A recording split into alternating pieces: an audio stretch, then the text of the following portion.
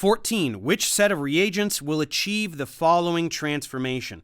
So we have a few options here. We can see that we've done a Markovnikov hydration because what we did is we added H and OH, and we added the OH to the more substituted carbon of the two in the double bond. So that's what we did. So what are the conditions that will result in Markovnikov hydration?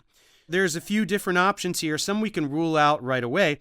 Hydroboration oxidation, those are conditions for anti-Markovnikov hydration. We don't want anti-Markovnikov, we want Markovnikov. So C is not going to work. D, those are conditions for anti-Markovnikov hydrohalogenation. So not only that's the wrong regiochemistry, we're not even looking at the right group. We don't want a bromine on there. We want to put a hydroxyl in there. So those don't work.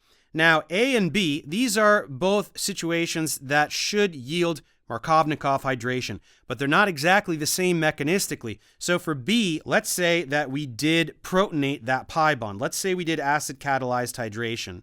What would we end up with? Well, we would get this secondary carbocation. But remember, when you have secondary carbocations adjacent to tertiary or quaternary carbons, you're going to get carbocation rearrangement.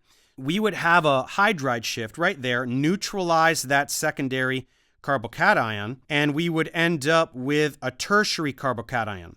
And then water would attack there, and we would get a totally different product than what we want. If water attacked there, then we would end up with a hydroxyl on this central carbon, not on that secondary carbon. So that's not what we want. Instead, if we proceed via this oxymercuration demercuration, that is a situation where we are getting Markovnikov hydration, but there is no carbocation intermediate.